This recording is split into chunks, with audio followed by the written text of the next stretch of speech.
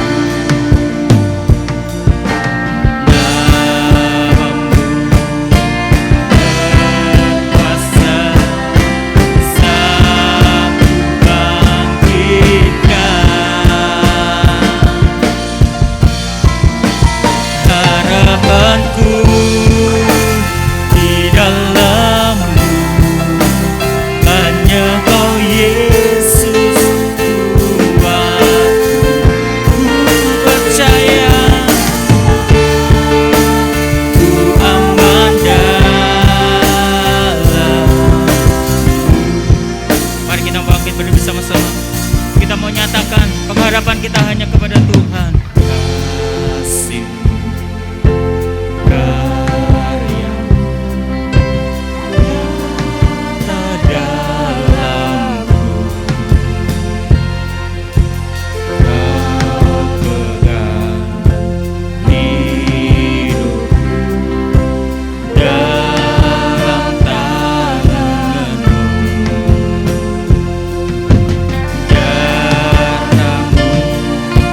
Sun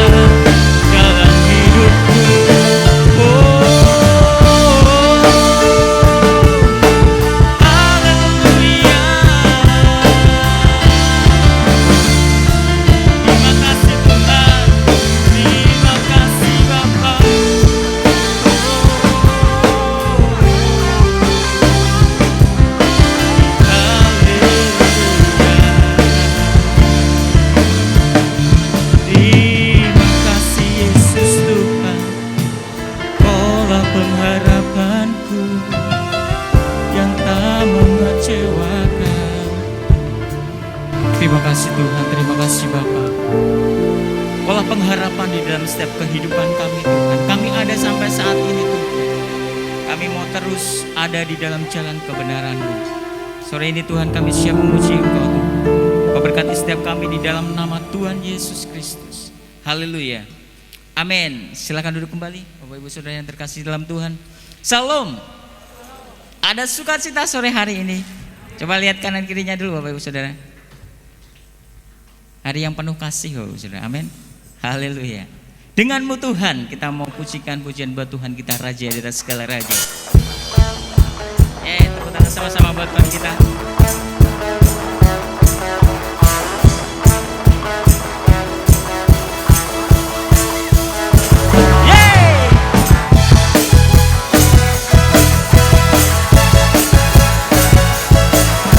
Saat kita ikut Tuhan kita tidak akan pernah ragu lagi. Haleluya.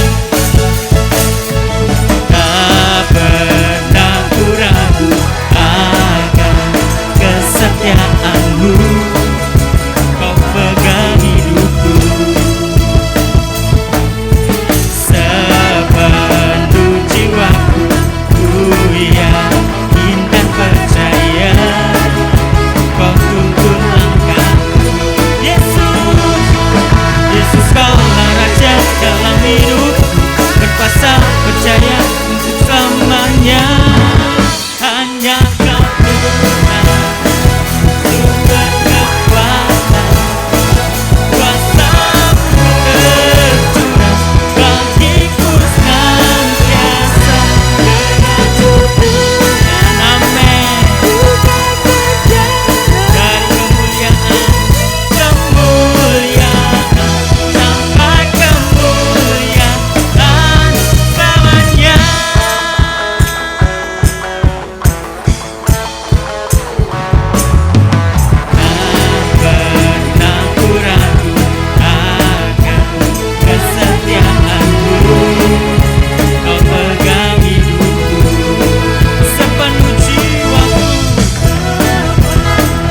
Jiwaku, ku yakin dan percaya Kau tuntun langkahku. Yesus Kaulah Raja dalam hidupku, berkuasa percaya untuk selamanya.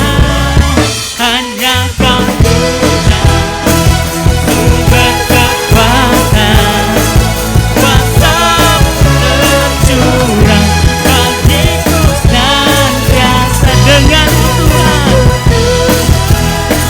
bukan berjalan dari kemuliaan sampai kemuliaan selamanya. Mari semuanya bangkit bersama-sama. Tepuk tangan di atas kepala kita sama-sama. Tuhan Kau.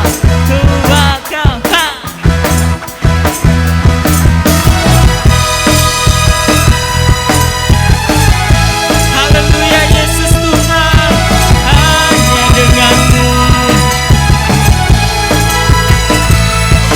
Yesus Kaulah Raja dalam hidupku, berkuasa percaya untuk selamanya. Yesus Kaulah Raja dalam hidupku, berkuasa percaya untuk selamanya.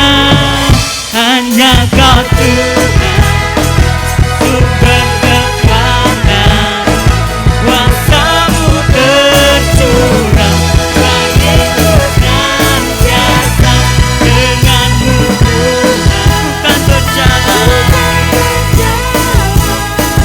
dari kemuliaan sampai kemuliaan, dari kemuliaan sampai kemuliaan, dari kemuliaan sampai kemuliaan selamanya.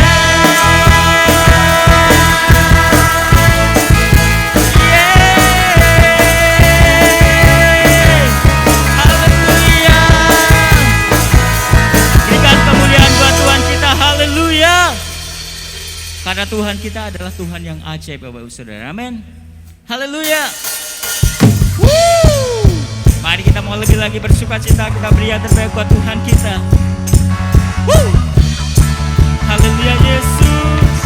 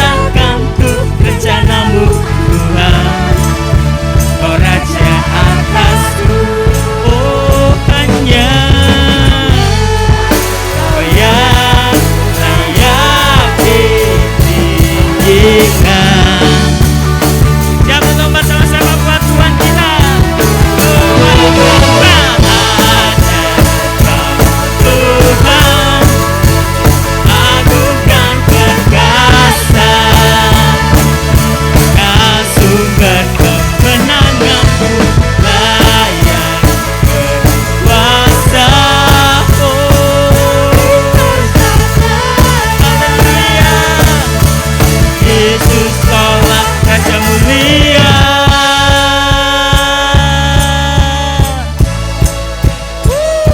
Kaulah Raja mulia.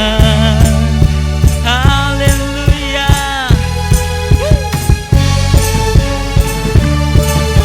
Haleluya, Yesus Tuhan. Oh Allah, Kau yang paling ajaib.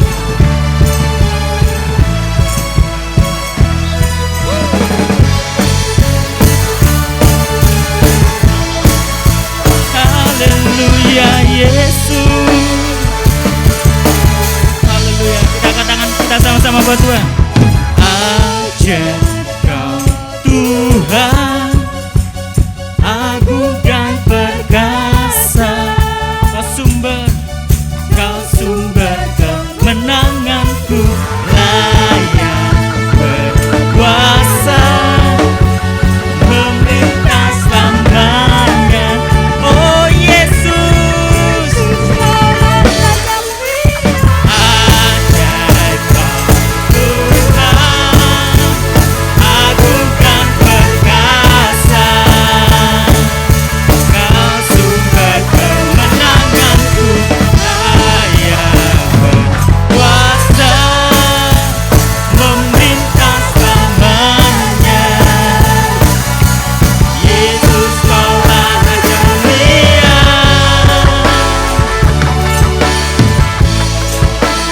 Raja mulia.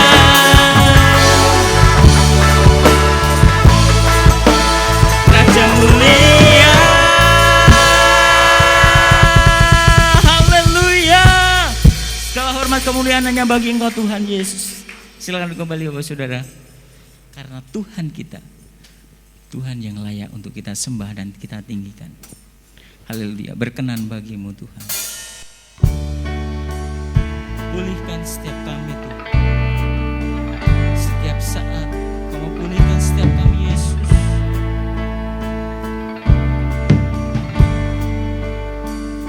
Pulihkan hatiku dengan kasih-Mu. Bentuklah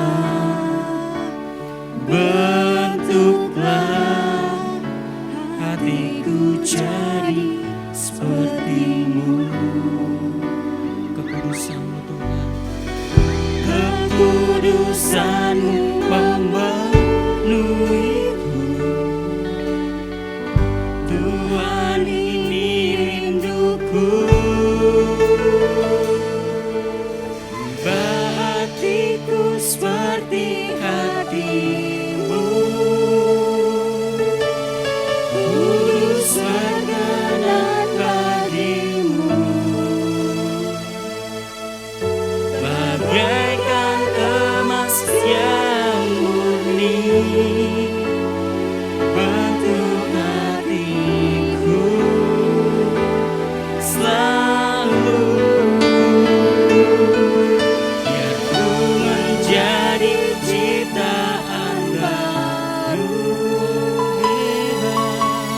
bebas dari semua yang jahat, serupa dengan gambar-Mu. Sucikanku, kuduskan hatiku, Tuhan.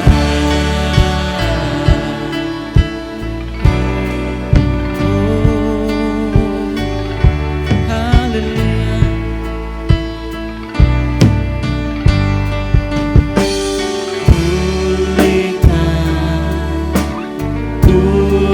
Pulihkan hatiku dengan kasih-Mu. Oh, bentuklah Tuhan, bentuklah hatiku jadi seperti-Mu. Kekudusan-Mu memenuhiku. Tuhan, ini rinduku. Oh,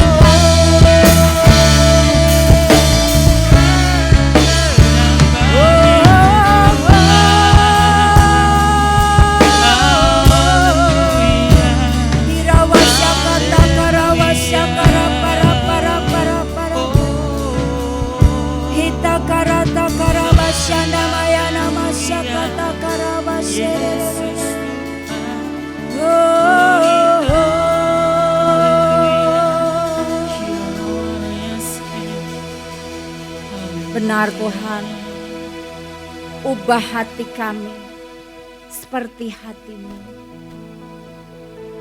Bentuklah kami Tuhan, biar kami boleh semakin serupa dengan Engkau. Sucikan hati kami Tuhan, kuduskan hati kami Tuhan.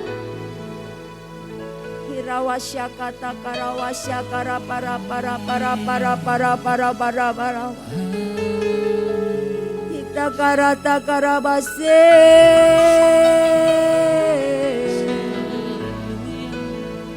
Tilik hati setiap kami Tuhan. Biar Engkau yang beracara buat setiap kami. Pribadi lepas pribadi. Layakkan kami Tuhan. Kuduskan kami Tuhan. Cabut apa yang gak berkenan di hadapan-Mu yang ada di dalam hati kami Tuhan. Biar hati kami boleh menjadi tanah yang baik, yang siap ditabur oleh benih firman-Mu Tuhan. Dan biar setiap kebenaran firman-Mu boleh mengubahkan kami. Gak hanya sampai di knowledge kami, tapi boleh menyentuh hati dan roh kami Tuhan. Sehingga dari hari ke hari kami boleh semakin diubahkan serupa gambaran-Mu. Thank you Lord. Berkati tim pujian, tim musik yang sudah membawa kami pada puji-pujian kepada Engkau. Tuhan kami tahu Kau disukakan.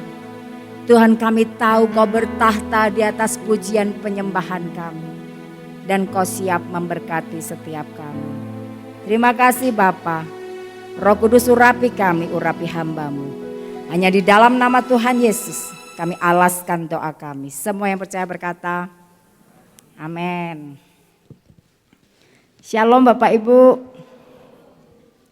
Apa kabar?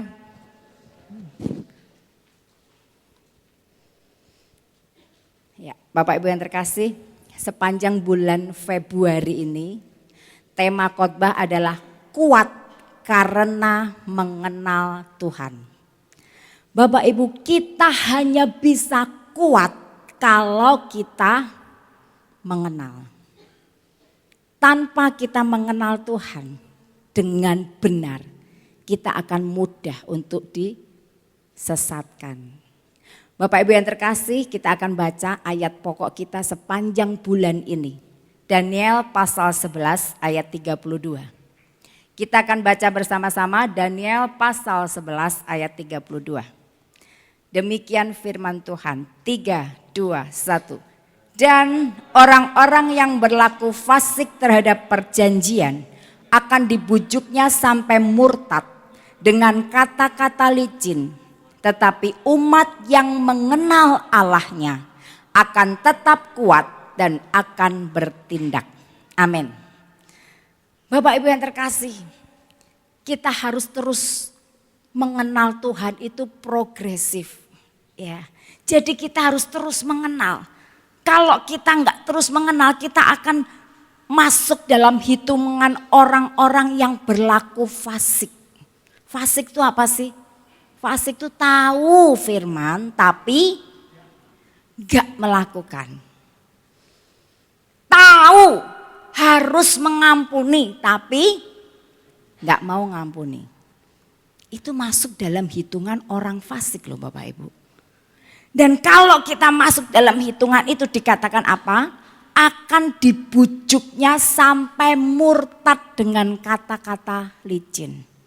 Nah ini Bapak Ibu, kalau kita nggak sungguh-sungguh mengenal Tuhan, kita akan mudah kena tipu daya iblis. Kena kata-kata licin, akhirnya kita memilih murtad. Bapak Ibu yang terkasih, ada seorang worship leader yang luar biasa. Ya, pengarang lagu, dia mengumumkan di medsosnya bahwa dia meninggalkan imannya. Dia sudah nggak percaya lagi kepada Tuhan Yesus. Padahal dia pencipta lagu rohani Bapak Ibu. Dia worship leader yang diurapi tadinya. Dia pencipta lagu nih.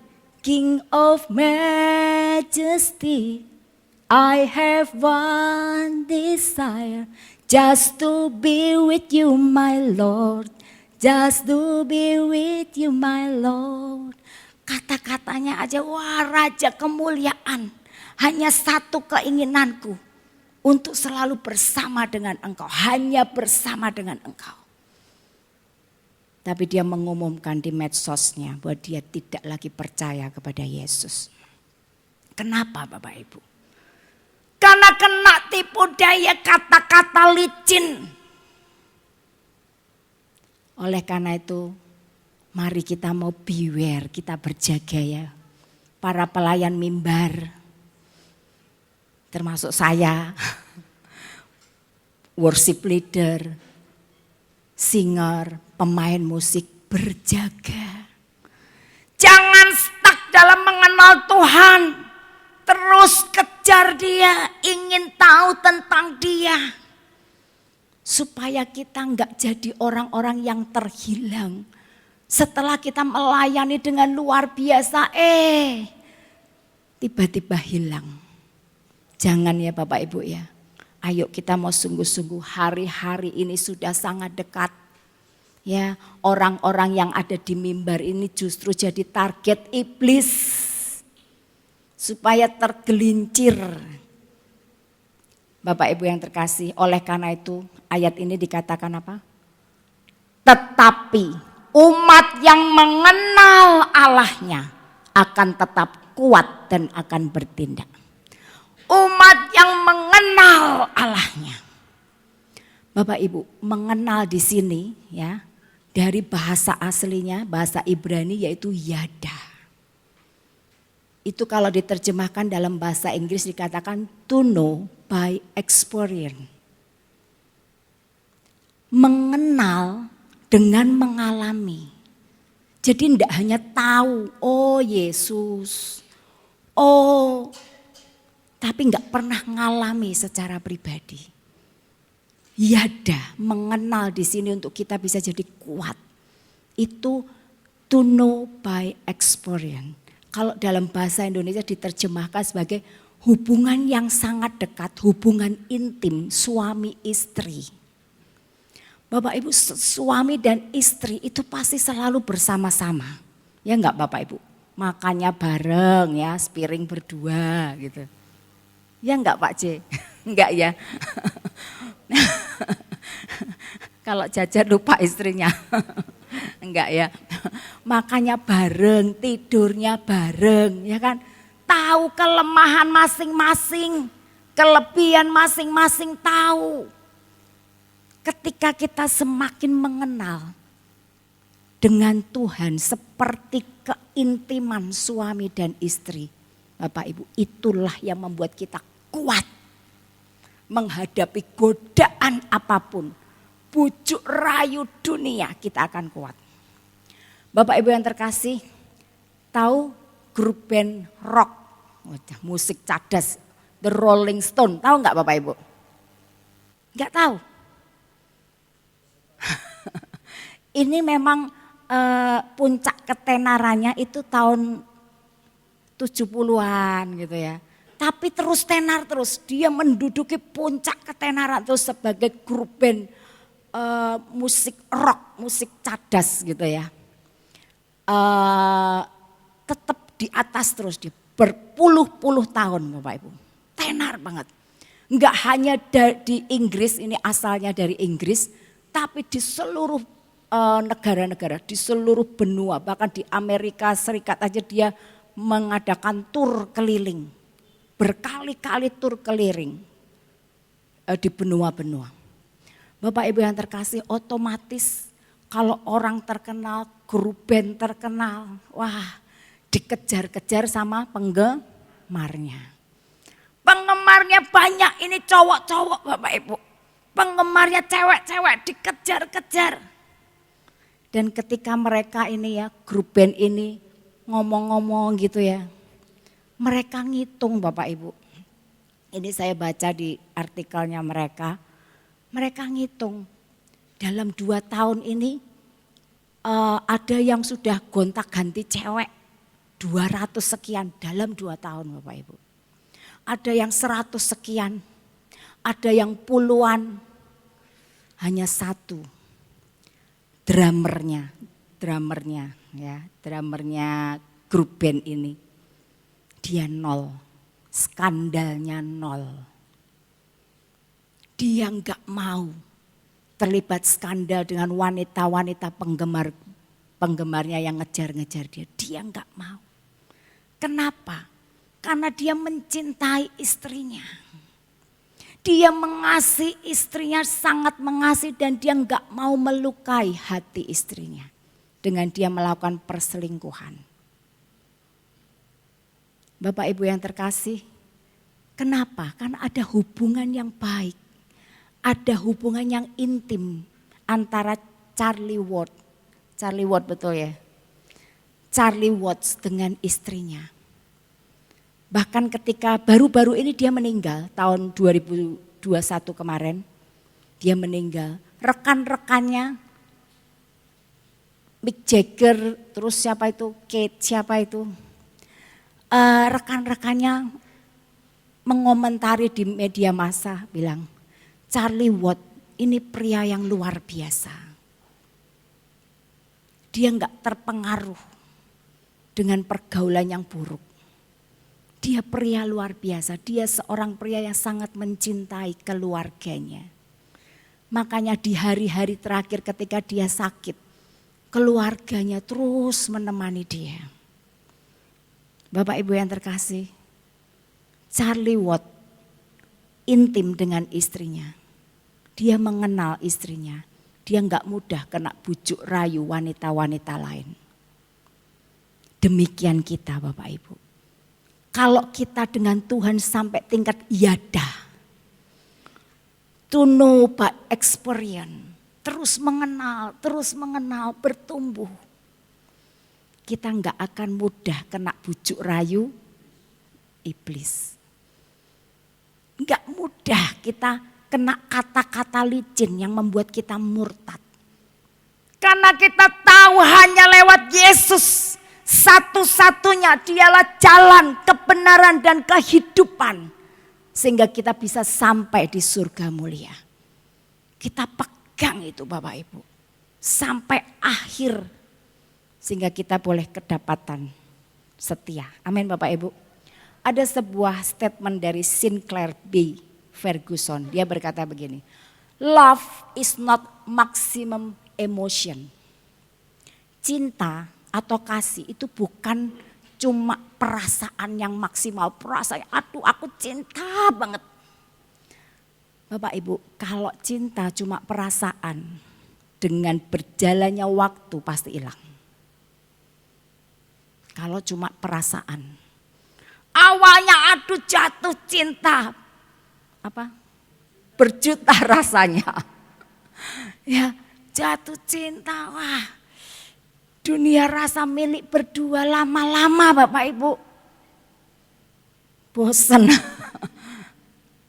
Kamu lagi. Kok kowe terus ya? Bosen gitu. Itu kalau cuma just a feeling, perasaan. Tapi cinta, love is not maximum emotion. But love is maximum commitment. Cinta itu adalah komitmen yang maksimal. Ayo kita mau belajar punya komitmen yang maksimal. Dengan Tuhan, dengan pasangan kita. Amin Bapak Ibu. Itu yang dibilang cinta, jangan terjebak dengan cinta perasaan Bapak Ibu. Itu bisa hilang sekejap. Makanya Amsal 8 ayat 17 berkata, aku, ini kata Tuhan ya, aku mengasihi orang yang mengasihi aku dan orang yang tekun mencari aku akan mendapatkan daku. Tuhan berkata apa? Aku mengasihi orang yang mengasihi aku. Bapak Ibu, kalau kita ini mengasihi Tuhan, kita punya komitmen maksimal dengan Tuhan. Tuhan berkata, aku mengasihi orang yang mengasihi aku. Dan yang tekun mencari aku akan mendapatkan aku. Bapak Ibu, kenapa saya bilang pengenalan kepada Tuhan itu nggak boleh stuck, nggak boleh berhenti. Oh ya, aku udah kenal kok. Aku dulu sekolah Alkitab. Sekarang aku udah nggak usah baca Alkitab. Aku sudah tahu kok isinya. Jangan Bapak Ibu.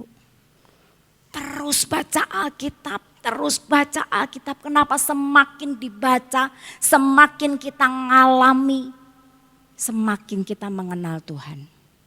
Kenapa kita harus terus bertumbuh? Karena Tuhan kita tuh tak terbatas.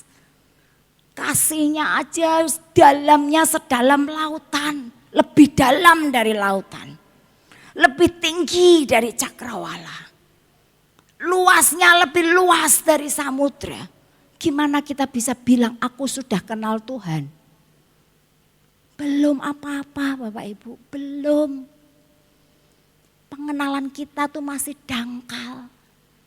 Kita harus terus to know Him by experience, mengalami terus Tuhan, mengalami perjumpaan dengan Tuhan. Dari hari ke hari lewat kita baca firman, lewat kita ibadah, lewat kita ngomongin tentang Tuhan, lewat kita praktek firman Tuhan dalam hidup kita sehari-hari, kita mulai mengenal Tuhan, semakin mengenal Tuhan. Amin Bapak Ibu. Jangan berhenti. Bapak Ibu yang sudah khatam baca Alkitab, baca lagi. Akan mendapatkan hal-hal yang baru. Terus baca, terus baca. Jangan pernah berhenti sampai Tuhan datang. Amin Bapak Ibu. Sampai firman itu tertulis dalam hati, dalam pikiran kita. Terus. Bapak Ibu yang terkasih, Paulus aja. Di Filipi 3 ayat 10 dia berkata apa? Yang ku kehendaki ialah mengenal Dia. Aku kehendaki mengenal Dia. Paulus ini sudah mengalami perjumpaan dengan Tuhan ketika di jalan dia menuju ke Damsik hendak membunuh pengikut-pengikut Yesus. Dia mengalami perjumpaan dengan Tuhan. Gimana dia tiba-tiba hilang penglihatan. Lalu didoakan oleh murid Tuhan Yesus, dia bisa melek lagi. Dia terus berkata yang ku kehendaki adalah mengenal Dia. Siapa? Yesus. Dengan kuasa kebangkitannya dan persekutuan dalam penderitaan. Paulus rela menderita demi dia semakin mengenal Yesus. Demi dia mengenal Tuhan. Bapak Ibu yang terkasih, Paulus begitu bangga dengan bekas-bekas luka di sekujur tubuhnya. Dia berkata apa? Ini tanda-tanda. Aku murid Tuhan. Tanda-tanda aku menderita karena Tuhan Yesus. Dia begitu bangga kalau dia bisa masuk penjara karena nama Yesus. Bagaimana dengan kita Bapak Ibu? Apakah kita punya passion seperti Paulus? Aku mau kenal Tuhan lebih lagi. Aku mau kenal Tuhan.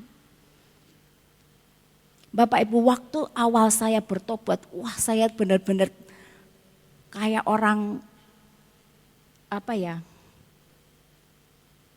kejar Tuhan itu luar biasa. Kenapa? Aku pengen kenal Dia. Aku pengen tahu Dia dan sampai hari ini. Bapak Ibu, saya belum mengenal 100% itu belum. Terus bertumbuh lewat pengalaman-pengalaman bersama Tuhan.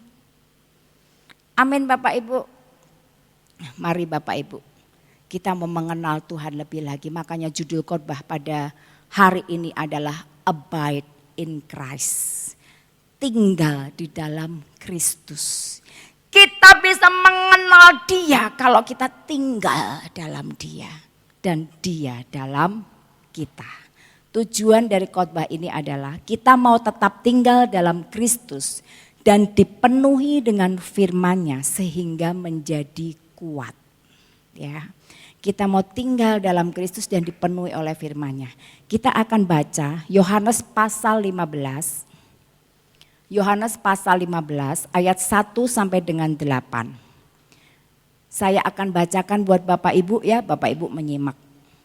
Demikian firman Tuhan, Yohanes 15 ayat 1 sampai dengan 8. Akulah pokok anggur yang benar dan Bapakulah pengusahanya. Setiap ranting padaku yang tidak berbuah dipotongnya dan setiap ranting yang berbuah dibersihkannya supaya ia lebih banyak berbuah. Kamu memang sudah bersih karena firman yang telah kukatakan kepadamu. Tinggallah di dalam aku dan aku di dalam kamu. Sama seperti ranting tidak dapat berbuah dari dirinya sendiri kalau ia tidak tinggal pada pokok anggur. Demikian juga kamu tidak berbuah jikalau kamu tidak tinggal di dalam aku. Akulah pokok anggur dan kamulah ranting-rantingnya. Barang siapa tinggal di dalam aku dan aku di dalam dia, ia berbuah banyak. Sebab di luar aku kamu tidak dapat berbuat apa-apa. Barang siapa tidak tinggal di dalam aku, ia dibuang keluar seperti ranting dan menjadi kering. Kemudian dikumpulkan orang dan dicampakkan ke dalam api lalu dibakar. Jikalau kamu tinggal di dalam aku dan firmanku tinggal di dalam kamu, mintalah apa saja yang kamu kehendaki dan kamu akan menerimanya. Dalam hal inilah Bapakku dipermuliakan, yaitu jika kamu berbuah banyak dan dengan demikian kamu adalah murid-muridku. Amin. Bapak Ibu yang terkasih, di teks ini, di perikop ini, Tuhan Yesus memakai satu analogi. Dia menggambarkan dirinya sebagai pokok anggur yang benar. Dan kita pengikut Tuhan Yesus adalah ranting. Bapak Ibu yang terkasih, lihat analogi hubungan ini. Kita tahu bahwa hubungan antara pokok anggur dengan rantingnya itu adalah hubungan yang tidak boleh dipisahkan. Tidak terpisahkan. Kenapa? Kalau sebuah ranting melepaskan diri dari pokok anggur, apa yang terjadi Bapak Ibu? Apa Bapak Ibu? Kering. Ranting itu lama-lama kering. Kalau udah kering, buang aja, jadiin kayu bakar. Dicampakkan dalam api dan dibakar. Bapak Ibu yang terkasih, ini berbicara buat hidup kita. Kalau kita nggak mau melekat dengan Tuhan Yesus, sang sumber kehidupan, seperti ranting melekat pada pokok anggur, itu kalau ranting melekat ada aliran-aliran kehidupan, aliran makanan yang mengalir ke ranting sehingga rantingnya makin lama makin kuat, akhirnya bisa berbuah. Demikian hidup kita Bapak Ibu. Kalau hidup kita ini nempel sama Tuhan, maka hidup kita akan terus diisi oleh apa? Firman yang hidup. Firman yang hidup yang memberi kehidupan. Terus diisi. Terus dimasukkan roh kekudusan. Mengalir dalam hidup kita karena kita nempel pada sang sumber kehidupan. Dan ketika kita nempel dan dialiri oleh firman yang hidup, maka hidup kita akan berdampak Bapak Ibu, berbuah. Ini yang dicari. Tuhan berkata apa tadi di ayat, kalau ranting itu enggak berbuah, dia akan dipotong. Bapak Ibu, dicampakkan dalam api. Kalau udah dipotong gimana? Kering. Makanya Bapak Ibu, kalau kita terpisah dengan Yesus sang sumber kehidupan, kalau kita nggak mau melekat lagi, kita nggak mau diisi oleh firman yang hidup, rohani kita akan kering. Dan kalau rohani kita kering, lama-lama kita nggak mungkin bisa berbuah lagi. Hidup kita nggak ada dampaknya. Tuhan berkata kalau nggak ada gunanya, dibuang, dicampakkan ke dalam api dan dibakar. Ini keras loh Bapak Ibu. ini mengingatkan buat setiap kita tuh harus nempel terus sama Tuhan. Supaya hidup kita berbuah.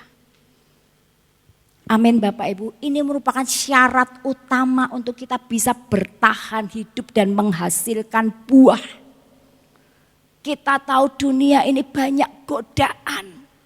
Kalau kita enggak nempel nanti kita bisa seperti worship leader yang mengumumkan bahwa dia sudah meninggalkan imannya kepada Yesus. Dia sudah enggak percaya lagi kepada Tuhan Yesus. Kenapa? Karena dia sudah melepaskan diri seperti ranting itu. Spiritualnya kering. Akhirnya murtad dengan kata-kata licin, iblis murtad. Bapak Ibu yang terkasih, mari kita mau terus nempel kepada Tuhan. Supaya kita enggak masuk dalam hitungan ranting yang kering kemudian dicampakkan ke dalam api. Supaya hidup kita berdampak, hidup kita berbuah. Bapak Ibu, ada seorang anak yang bernama Helen Keller. Helen Keller ini ketika usia 2 tahun dia ngalamin panas. Diduga kan akibat virus rubella. Dugaannya kalau saya baca. Karena virus rubella dia panas sehingga tiba-tiba dia kehilangan penglihatannya. Dia menjadi buta, dia menjadi tuli. Dan akhirnya dia pun menjadi seperti orang bisu karena dia nggak bisa mendengar apa-apa lagi. Dunianya jadi sepi dan gelap. Dia terputus dengan dunia. Bayangin Bapak Ibu, anak usia 2 tahun yang tadinya dia sudah mulai belajar ngomong. Tapi begitu dia tuli, nggak dengar apa-apa, dia buta. Ya dia sudah nggak bisa belajar hal-hal baru lagi kan. Dia berusaha minta apa-apa, orang tuanya nggak mudeng. Akhirnya dia jadi anak yang liar. Muaran, menendang, mencakar. Kalau ada orang di dekatnya ditendang, dicakar, dia teriak-teriak dengan suara seperti orang bisu. Suaranya teriak-teriak seperti itu Bapak Ibu. Helen Keller jadi anak yang liar, gak punya harapan.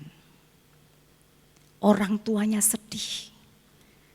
Satu hari hidup Helen Keller berubah ketika dia bertemu dengan gurunya yaitu Anne Sullivan. Anne Sullivan ini pernah mengalami kebutaan. Dia tahu rasanya orang buta dan dia dioperasi sehingga dia bisa melihat kembali.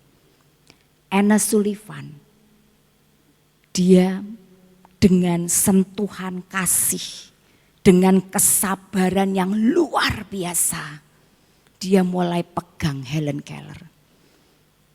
Dia mulai didik, enggak gampang loh Bapak Ibu, tuli buta, mau ngajari gimana? Enggak gampang. Tapi Anne Sullivan ini sabar, dia punya kesentuhan kasih. Karena dia ada aliran kehidupan, amin Bapak Ibu.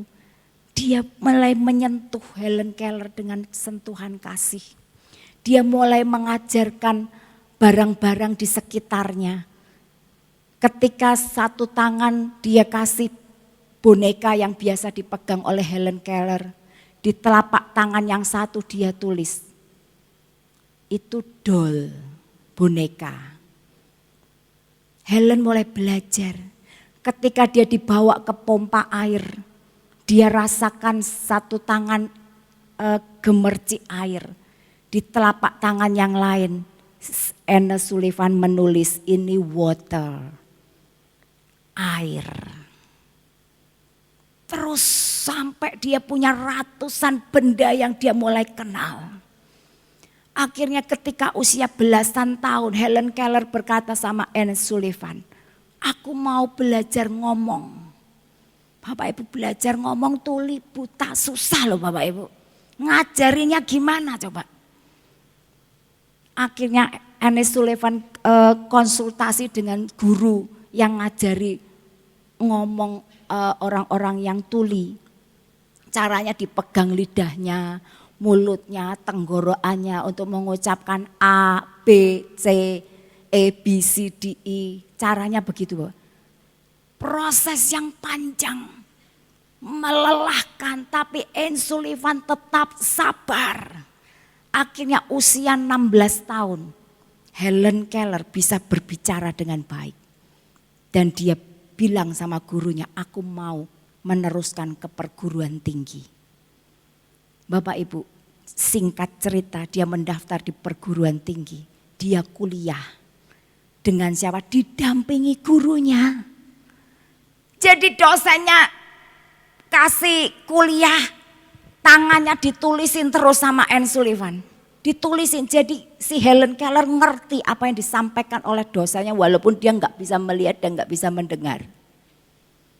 Dan yang luar biasa, Helen Keller bisa lulus summa cum laude. Wow, keren. Dia bisa menguasai 5 bahasa, Bapak Ibu. Dan hidupnya jadi dampak luar biasa buat siapa? Buat orang-orang yang buta dan tuli. Dia terus dirikan yayasan, dia keliling negara-negara Amerika Serikat, negara-negara bagian di situ. Dia keliling untuk apa? Memperhatikan, mendidik orang-orang yang seperti dirinya. Lihat Bapak Ibu, dari seorang Ernest Sullivan, hidupnya berdampak kepada Helen Keller. Helen Keller dampaknya jauh lebih besar. Keren ya Bapak Ibu, ini loh kalau hidup kita ini nempel dengan sang sumber kehidupan. Ada air kehidupan, ada firman yang hidup yang semakin mengubahkan kita. Sehingga hidup kita pun bisa berdampak kepada sekitar kita. Amin Bapak Ibu. Mari kita terus melekat, itu yang pertama, melekat kepada sang sumber kehidupan. Yang kedua Bapak Ibu, Yohanes 15 ayat 2 sampai dengan 3 tadi dikatakan, setiap ranting padaku yang tidak berbuah dipotongnya, dan setiap ranting yang berbuah, sudah berbuah Bapak Ibu, dibersihkannya supaya ia lebih banyak berbuah. Kamu memang sudah bersih karena firman yang telah kukatakan kepadamu. Bapak Ibu yang terkasih, yang kedua, bagaimana kita abide in Christ. Kita mesti mau dibersihkan. Kita udah nempel nih Bapak Ibu. Udah nempel, sudah berbuah, tetap dibersihkan. Supaya apa? Lebih banyak berbuah. Bapak Ibu yang terkasih, lebih dibersihkan sakit enggak Bapak Ibu? Sakit enggak Bapak Ibu? Sakit. Tapi lebih baik kita sakit ketika dibersihkan daripada kita sakit dipotong, campakkan dalam api dan dibakar. Bapak Ibu yang terkasih, kita memang perlu dibersihkan, terutama jiwa kita ini loh. Jiwa kita ini yang seringkali memberontak sama Tuhan. Jiwa kita ini seringkali gak mau nurut dengan firman Tuhan. Pikiran kita, kehendak kita, perasaan kita, ketika kita disuruh mengampuni, ketika kita terluka, kita disuruh mengampuni, kita gak mau karena perasaannya sakit. Ketika Tuhan minta kita mau dirugikan, kita mau dibersihkan, kita enggak mau karena kehendak kita bukan itu. Bapak Ibu yang terkasih, dalam hidup kita sehari-hari kita akan terus dibersihkan. Karena pada dasarnya manusia itu egois, mementingkan diri sendiri, maunya benar sendiri. Kalau suruh menghakimi orang lain paling pintar. Itu dasarnya manusia gitu, itu yang perlu dibersihkan. Bapak Ibu yang terkasih, saya dari awal bertobat terus dibersihkan. Terus sampai hari ini masih banyak yang harus dibersihkan. Terus belajar Bapak Ibu. Firman Tuhan bilang, hai istri tunduklah pada suami. Mudah enggak ibu-ibu? Halo. Kadang mudah, kadang susah. Bapak Ibu, kalau saya enggak sepaham sama suami Bapak Ibu, ketika saya berargumen gitu kan Bapak Ibu, rasanya kan pengennya menang, pengennya bener kan. Ingat tunduk pada suami. Aduh kok angel mentoyo. Kalau saya lagi habis ngelawan gitu Bapak Ibu ya, ngelawan gitu kan. Terus saya menyesal, Tuhan ampuni aku sudah enggak tunduk sama suami. Habis ini Tuhan, aku mau tunduk. Bapak Ibu tahu, wah tambah ujiannya, tambah dibuat, dinaikkan tingkatnya, dibersihkannya. Hari-hari terus dibersihkan. Ketika ini kami lagi renovasi rumah Bapak Ibu, saya sama Resa sudah beli keran. Kerannya itu, keran kamar mandi itu nempel tembok. Sudah dikasih ke tukangnya, ke mandornya nih loh kerannya. Gak dibuka Bapak Ibu. Dia buat lubangnya bukan nempel tembok tapi nempel meja. Dipasang kan aneh Bapak Ibu. Keran yang harusnya nempel tembok jadi nempel meja kan dipasang aneh. Rasanya pengen, kamu tuh loh wong sudah dikasih duit dari lama kok ya ora didelok. Bapak Ibu ini ujian, akhirnya saya bilang sama Rasa sudahlah gak apa-apa wes. Nanti kita beli keran yang nempel ke meja. Yang itu disimpan dulu. Bisa gak kita terima hal itu? Kemarin waktu Pak Jeffrey ulang tahun, saya tuh ngomong sama anak-anak, nanti kalau papa ulang tahun kita gak usah makan-makan aja, dibeliin kado iPad aja. iPadnya papa itu sudah kadang dicas bisa, kadang enggak, sudah suloyo gitu loh. Sudah enggak bisa di-update lagi iOS-nya karena sudah kuno banget gitu Bapak Ibu. Nah Bapak Ibu, singkat cerita waktu ulang tahun dibelikan iPad. Namanya kado kan belum dibuka. Bapak Ibu yang terkasih, apa yang terjadi? Yang terjadi adalah ketika dibuka enggak bisa nyala. Dicas berjam-jam tetap enggak bisa. Saya pergi ke tokonya, Bapak Ibu tahu, Bu, saya bilang ini beli baru kok kayak gini, saya minta ganti yang baru. Apa yang dia bilang, Bu ini sudah lebih dari 24 jam. Tidak bisa, bisanya diservis. Bayangin Bapak Ibu. Kita tuh beli baru, ben api, barang yang baik harapannya, kok barang jelek kayak gini mau diservis, kira-kira gimana Bapak Ibu? Aduh saya bilang Tuhan beri aku kesabaran. Dia masih ngeyel Bapak Ibu, ngeyel akhirnya saya mulai nada tinggi Bapak Ibu. Saya mau ketemu pimpinannya mana? Saya enggak mau terima barang jelek kayak gini. Kok diservis? Nanti diservis trouble lagi gimana? Bapak Ibu yang terkasih, orangnya bilang saya pimpinannya. Bapak ya, terus akhirnya saya waktu itu saya sengaja pakai nada tinggi supaya apa? Supaya dia agak takut gitu loh Bapak Ibu. Dan benar berhasil sih Bapak Ibu, dia agak takut, dia bingung nyariin gantinya. Dia bingung tanya-tanya sama siapa nggak tahu, saya telepon terus Bapak Ibu. Akhirnya saya bilang, saya nggak mau tahu, saya minta iPad yang baru. Ini harganya bukan kayak harga kacang goreng tak gituin. Ini mahal, masa saya dikasih barang kayak gini? Bapak Ibu, setelah saya duduk Bapak Ibu, saya mulai ini Tuhan izinkan ini. Saya sedang dibersihkan. Ayo, aku harus punya respon yang benar. Bapak Ibu saya bilang sama masnya, mas yuk kita enaknya gimana, yuk kita pikir yang baik buat mas juga baik buat saya. Kalau Anda ada di pihak saya gimana? Maaf ya Mas, tadi saya agak keras. Saya berusaha bilang gitu Bapak Ibu. Karena saya tahu ini aku lagi dibersihkan nih. Singkat cerita Bapak Ibu, dia akhirnya ngomong bahwa stoknya nggak ada, itu satu-satunya. Jadi dia nggak bisa ganti, oke aku minta uangku balik. Nggak bisa Bu. 24 jam lebih sudah nggak bisa uang kembali. Bisanya diservis. Aduh kok diservis. Saya bilang Tuhan, tolong Tuhan. Saya bilang wes gini Mas. Aku minta kamu ngusahain benar-benar supaya barang ini diganti baru. Tolong.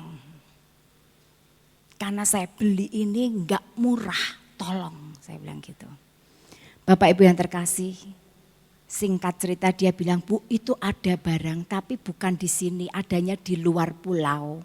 Di Balikpapan kalau enggak salah, apa di mana ya lupa, pokoknya di Kalimantan. Saya bilang sudah Mas enggak apa-apa, tolong ya aku diganti yang baru. Terus dia kasih surat saya Bapak Ibu.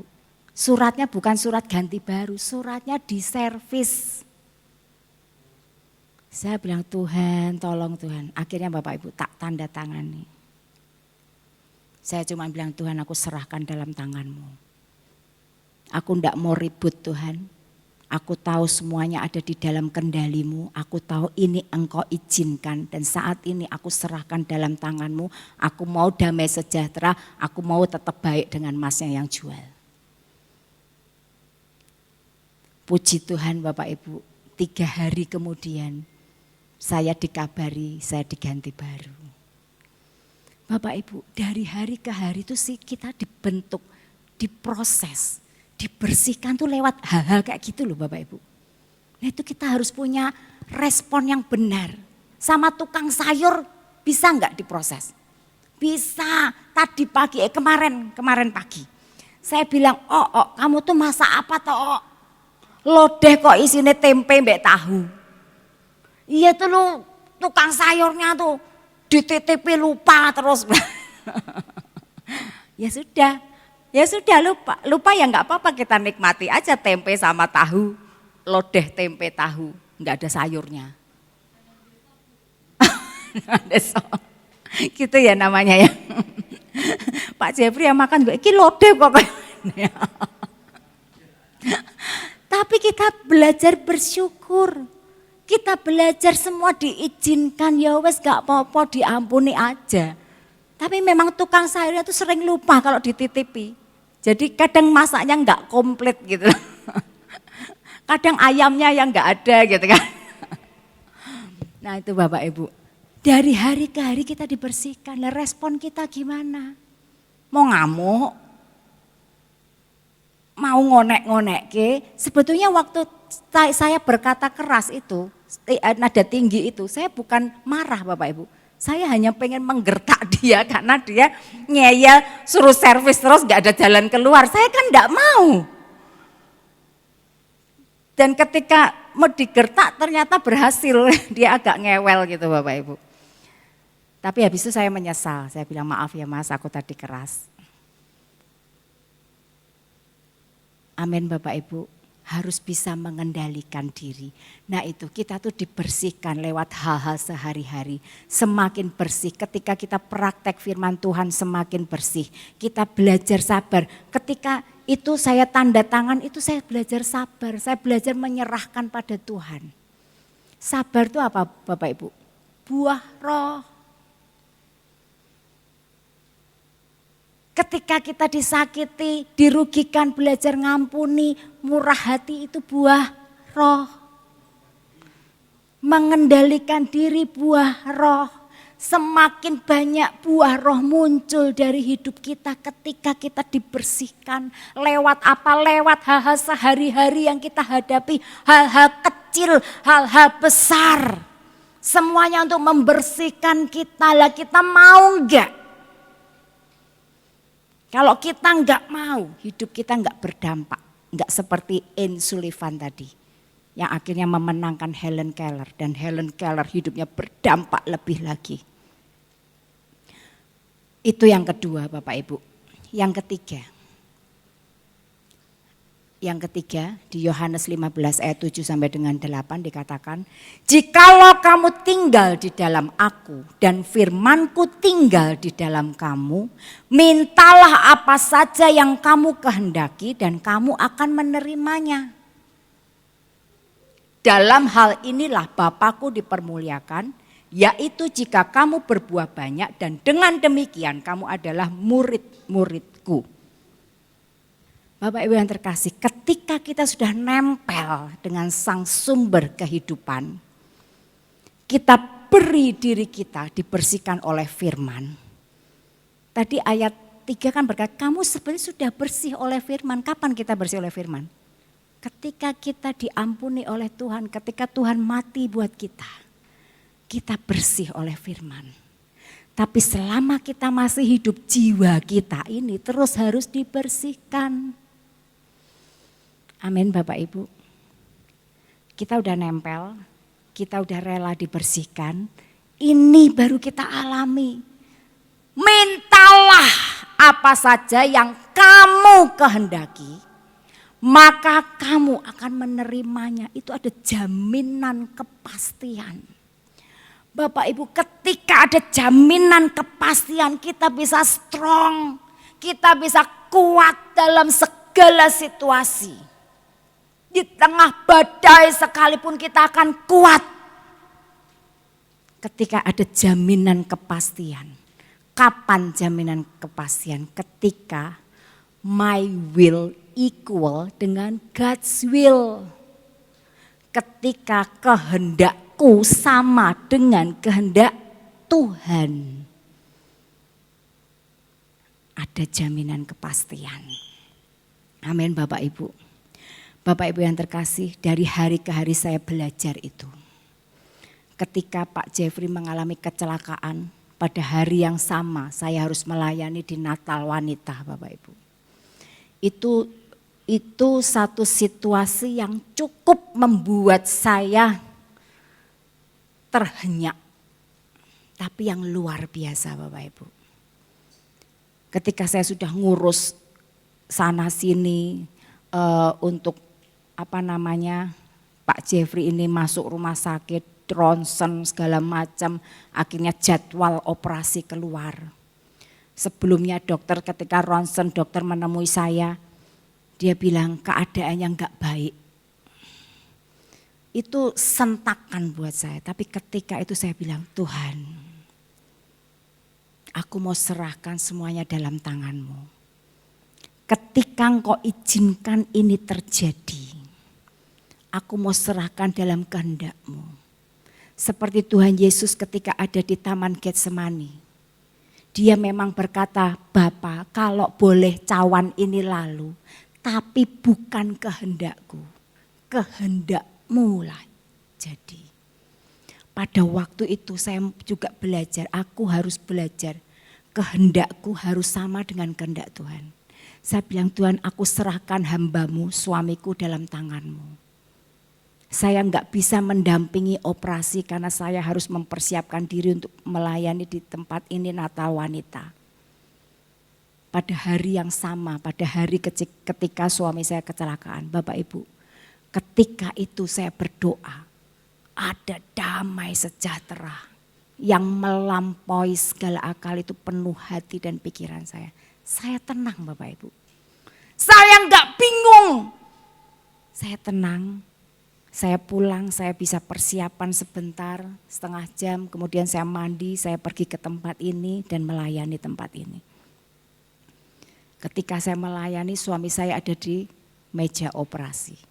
Saya serahkan semua dalam tangan Tuhan, saya cuma bilang sama Jit tungguin ya. Jit yang nungguin papahnya dan dan memang ketika operasi kan banyak hal yang harus di-ACC oleh keluarga. Yang ternyata ada tangan yang patah dan harus dioperasi juga. Persetujuannya ya Jit yang tanda tangan. Di situ Bapak Ibu saya tenang, saya tahu Tuhanku ambil alih. My will harus sama dengan God's will. Hati saya tenang, ini yang dibilang mintalah apa saja yang kamu kehendaki. Maka kamu akan terima. Amin Bapak Ibu. Ayat ini enggak bisa berdiri sendiri. Ayat ini bisa berlaku ketika engkau nempel, engkau mau dibersihkan, baru ayat ini berlaku. Minta apa saja yang kamu kendaki. Kenapa bisa gitu? Karena kehendak kita pada waktu itu setelah nempel dan mau dibersihkan, kehendak kita sama dengan kehendak Tuhan. Dan ayat yang tadi terakhir, ayat 8 tadi dikatakan, dalam hal inilah Bapakku dipermuliakan, yaitu jika kamu berbuah banyak. Amin Bapak Ibu. Ketika kita mau tunduk pada God's will, kehendak Tuhan, jadilah. Dalam menghadapi apapun Bapak Ibu, badai, masalah, cobaan yang gede sekalipun, serahkan sama Dia. Jangan kehendakku yang jadi harus kehendakku. Bukan Bapak Ibu. Serahkan kehendakmu sama dengan kehendak Tuhan. Saya cuma bilang waktu itu, Tuhan aku serahkan suamiku, jadilah kehendakmu. Jadilah kehendakmu, aku tahu kehendakmu yang terbaik. Hati saya tenangnya luar biasa Bapak Ibu. Nah ini dibilang, kita bisa kuat ketika kita bisa semeleh sama Tuhan. Amin. Kuat dalam segala situasi. Dan lewat hidup kita yang berbuah, Bapa dipermuliakan. Hidup kita berdampak. Amin Bapak Ibu. Oleh karena itu ayo kita mau terus belajar tinggal di dalam Kristus. Abide in Christ. Dengan nempel dalam sumber kehidupan, rela dibersihkan dan jadi kuat dalam segala situasi. Amin. Kita mau datang kepada Tuhan.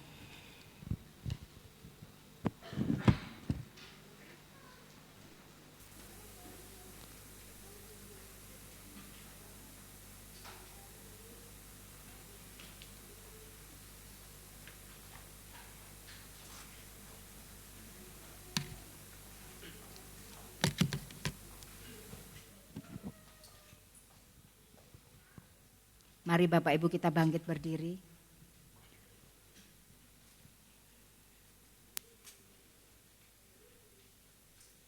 Kita mau menyembah Tuhan kita.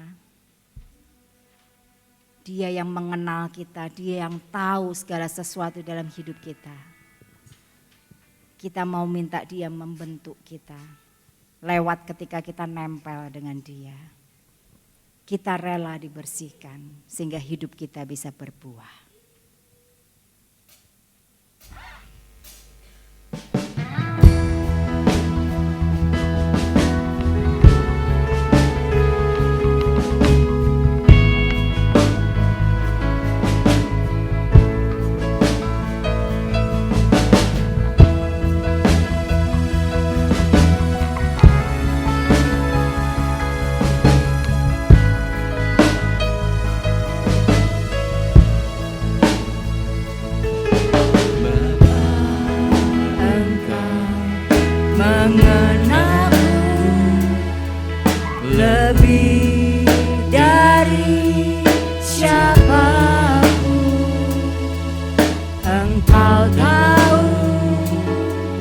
Ceritaku dan isi hatiku, Tak peduli masa lalu, masa lalu Engkau tetap memilihku. Ubahkanku, sempurnakan. Sempurnakan jadi karya yang indah. Ini aku percaya, tiada yang mustahil bagimu. Kuasamu kuatkanku,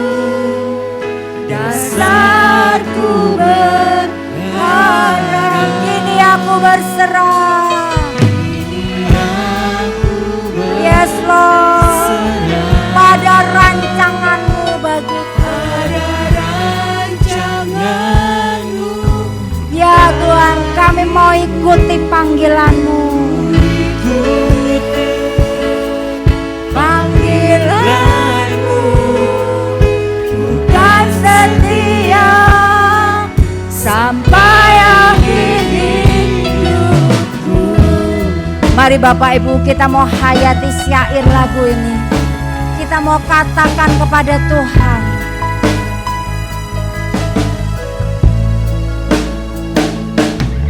Bapa, Engkau mengenalku lebih dari siapapun. Engkau tahu ceritaku dan isi hatiku. tak peduli masa lalu. Masalah Engkau tetap memilihku. Yes, thank you Lord. Ubahkanku, sempurnakan. Yes Lord.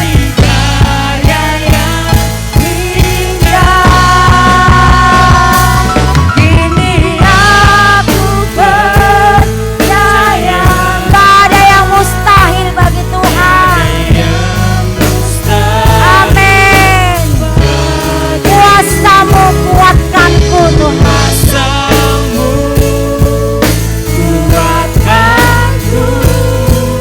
Dasarku berharap. Kini aku berserah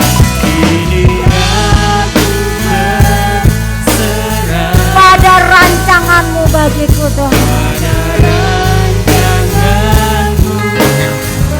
Yes Lord.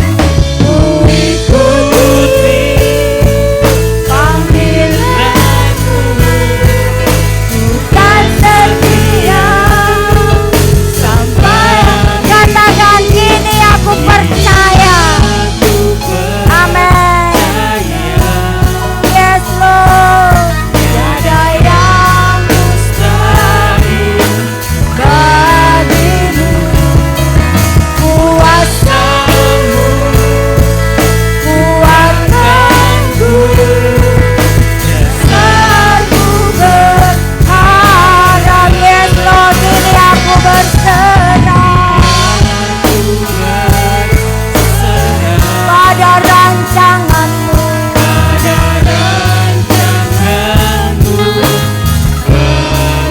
Ku ikuti panggilanmu Tuhan.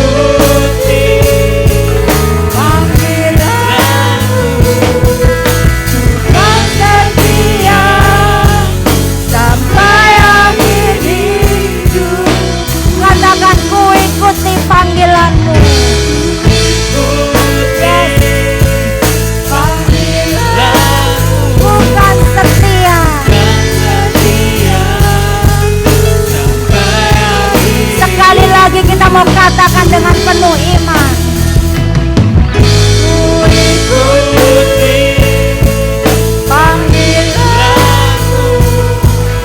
Bukan setia sampai akhir hidupku.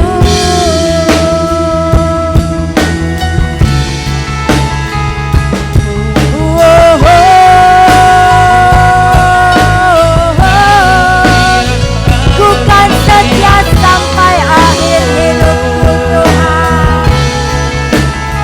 Hirawasya kata karawasya kara para para para. Kita karata karawase. Kami mau berserah Tuhan pada rancanganmu.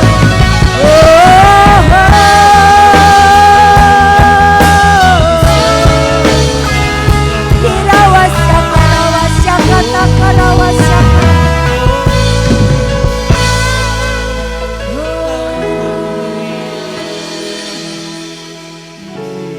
Benar Tuhan.